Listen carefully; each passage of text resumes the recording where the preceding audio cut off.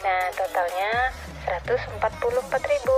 Ini hasil dia mengajar selama Itu adalah gaji guru honorer dalam 1 bulan 144.000 ya Pak ya? Itu yang sempat viral juga ya beberapa waktu lalu. Mungkin juga ini bisa menggambarkan secara keseluruhan sebenarnya kondisi guru honorer di kita itu ya seperti demikian gitu ya. Ini kenapa tuntutannya deras ya untuk diangkat menjadi ASN. Kalau tadi kita juga sudah dengarkan curhatan dari Bu Sri, dari Bu Sus yang cukup panjang, sudah paling tidak 2 kali mengikuti tes P3K dan juga yang pertama gagal, kemarin 13 September ikut lagi dengan berbagai kendalanya. Nah, mumpung sudah ada Pak Iwan Syahril, Dirjen Guru dan Tenaga Kependidikan Kemendikbudristek di sini.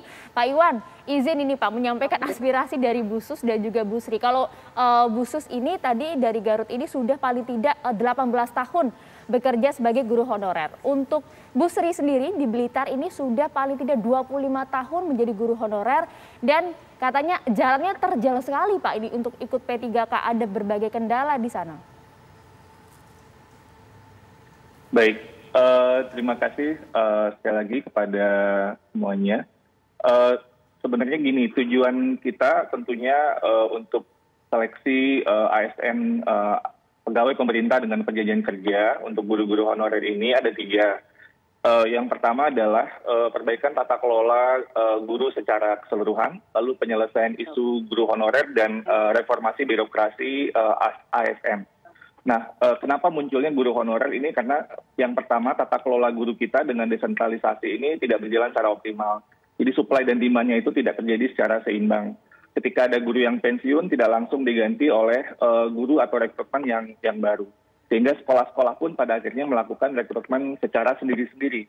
Yang ini kemudian menimbulkan variasi dalam hal kualitas dan juga kondisi kerja guru-guru kita. Sehingga banyak sekali guru-guru kita yang tidak mendapat kondisi kerja yang layak. Nah, inilah yang kemudian kita ingin lakukan dengan seleksi ASN P3K untuk memperjelas status guru sebagai aparatur sipil negara dan kemudian meningkatkan kesejahteraan guru-guru tersebut karena kemudian gaji dan tunjangannya itu setara dengan PNS. Nah, kemudian juga ini merupakan bagian dari reformasi birokrasi. Reformasi birokrasi ini tujuannya adalah meningkatnya pelayanan pada publik.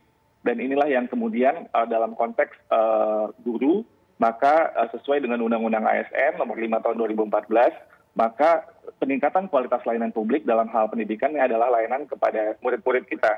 Kita ingin kualitasnya tetap terjamin demi kepentingan murid-murid kita karena tantangan pendidikan saat ini dan mendatang ini sungguh luar biasa. Jadi inilah yang ingin kita lakukan juga supaya secara kompetitif sistem pendidikan kita bisa terus lebih baik dan menghadapi tantangan zaman yang kita hadapi. Ya. Pak Iwan, tapi kalau tadi nampaknya Bu Sri dari Blitar kok menyampaikan ibarat saya tuh sudah 25 tahun menjadi ASR begitu, kok kayak tidak ada apresiasi yang didapat dari pemerintah. Ikut P3K untuk menjadi lebih layak dengan profesi guru ini kok ya susah juga. Afirmasi sudah ada tapi teknisnya kan juga susah ini Pak. Baik. Dalam hal penyusunan soal, kita telah melibatkan tentunya panel ahli substansi terdiri dari dosen, guru, dan praktisi di setiap mata pelajaran, dan juga hasil uji coba empiris yang dipandu oleh tim ahli psikometrika yang juga terdiri dari dosen dan praktisi, untuk kemudian menjamin bahwa setiap peserta tes yang dinyatakan lulus memiliki pengetahuan yang minimal yang dibutuhkan untuk menjadi guru aparatur sipil negara. Nah, memang buat peserta tes yang belum mencapai nilai batas kelulusan untuk tahap pertama, Panitia Seleksi Nasional memberi kesempatan, dan ini nggak pernah terjadi sebelumnya, yaitu ada seleksi tahap 2 dan tahap 3. Yang ini yang merupakan kita harapkan dapat dimanfaatkan oleh semua guru yang masih belum berhasil di tahap pertama agar bisa mencapai nilai batas kelulusan pada seleksi tahap kedua dan ketiga. Ya, namanya juga seleksi, tentunya ada proses yang kemudian bisa menentukan melewati dan yang belum.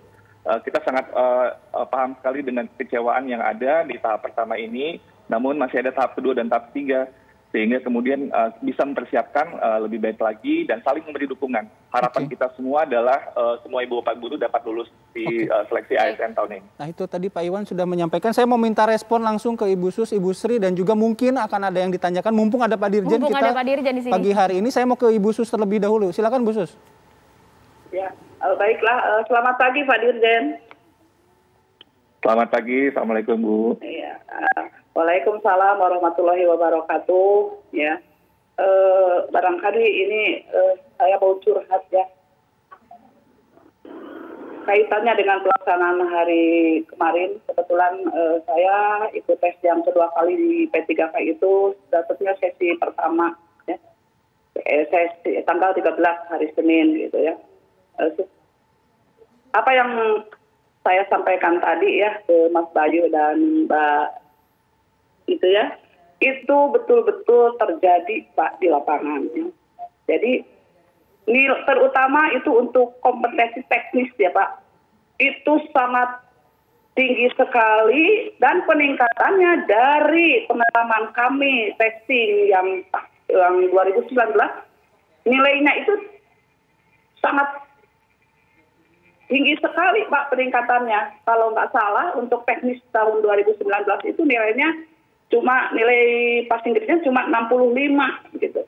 Sementara sekarang saya aja yang guru BK passing grade-nya itu 285 Pak. Jadi di teknis itu bukan hampir semuanya itu tidak ada yang passing grade Pak. Bu Sus, jadi apa yang ingin diminta ke Pak Dirjen mumpung saat ini jadi ada Pak Dirjen? Ya betul, saya minta ke Pak Dirjen ya, tolonglah luluskan saja Pak yang testing semuanya itu, yang honorer, yang K2, apalagi K2 itu cuma 84 orang itu di Jawa Barat Pak. Cuma 84 orang, kemudian juga itu sudah ada yang meninggal satu sebelum tes Pak. Dia meninggal sebelum pelaksanaan tes, dia sudah meninggal, yaitu dari Kabupaten Tasikmalaya, Pak. Sudah ada yang meninggal. Baik. Dan tolonglah luluskan saja. Terutama tolong sampaikan salam saya dan keinginan saya. Kami semua guru honorer ya dan K2. Tolong sampaikan harapan, keinginan, ya, penghargaan atas pengabdian kami guru honorer dan K2 kepada Mas Menteri. Tolong sedikit saja nurani untuk kami ya, karena tidak akan ada Pak Dirjen, tidak akan ada menteri, tidak akan ada presiden, tidak akan ada pengusaha tanpa kami guru honorer. Baik, gitu. silakan Pak Dirjen. Jadi angkat saja itu. Baik. Semua luluskan saja. Ya. Angkat jadi P3K. Oke, baik, itu tadi sampaikan Bu Sus. Sebelum Pak Dirjen menjawab nih, saya mau ke Bu Sri. Kalau Bu Sri gimana Bu Sri? Halo, ya. Assalamualaikum warahmatullahi wabarakatuh, Pak Dirjen.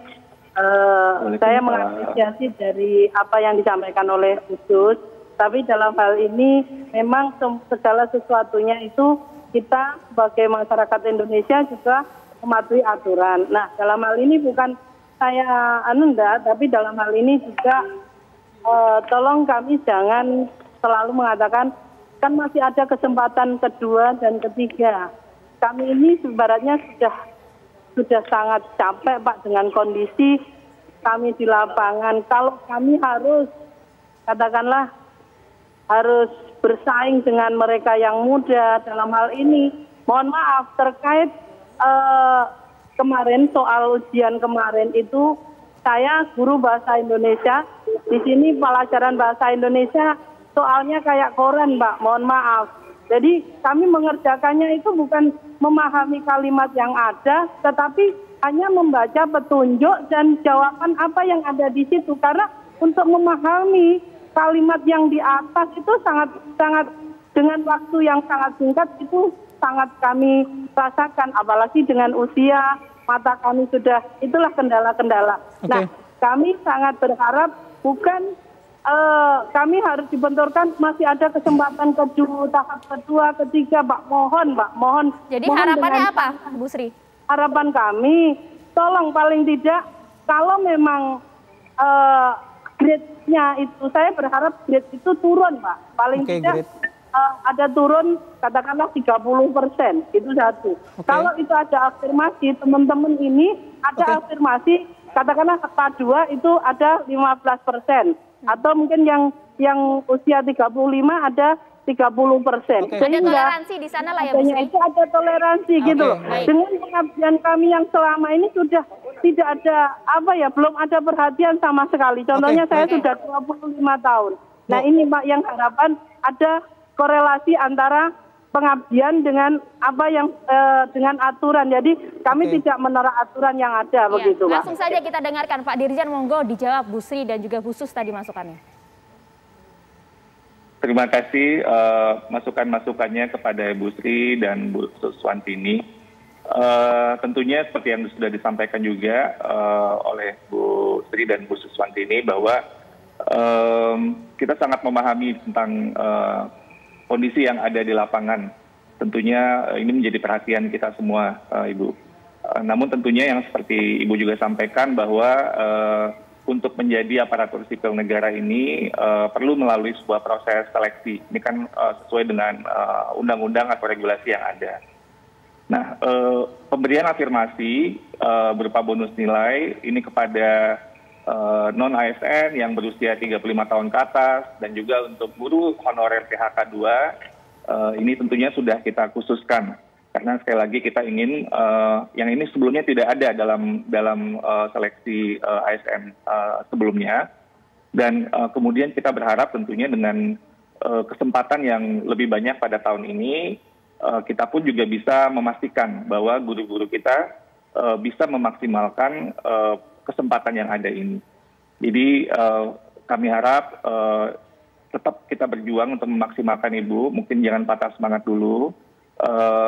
Kita bisa melakukan berbagai macam untuk belajar, mungkin bersama-sama, dan tentunya kita saling terus mendorong supaya kesempatan ini bisa dimanfaatkan dengan semaksimal mungkin. Oke, baik. Mungkin belum maksimal Ibu, tapi mungkin bisa kita terus upayakan. Jadi akan ada perubahan di sana dalam hal kebijakan, Pak?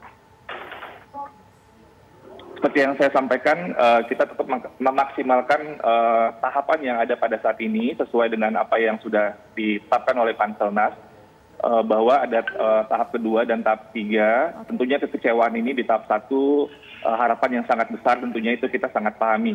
Tapi kita ingin terus mendorong untuk bagaimana bisa untuk memanfaatkan kesempatan yang ada pada tahap 2 dan tahap 3 dengan sebaik-baiknya. Oke, baik. Baik, itu tadi yang disampaikan oleh Pak Iwan. Kita break dulu, nanti kita akan kembali lagi dalam perbincangan ini. Tapi kami juga mengucapkan terima kasih sekali lagi Pak Iwan sudah mau bergabung. Karena Pak Iwan ini sudah ada agenda lagi ya setelah ini. Tapi nanti kita lanjutkan lagi perbincangan. Terima kasih banyak Pak Iwan. Sesaat lagi di Apa Kabar Indonesia Pagi.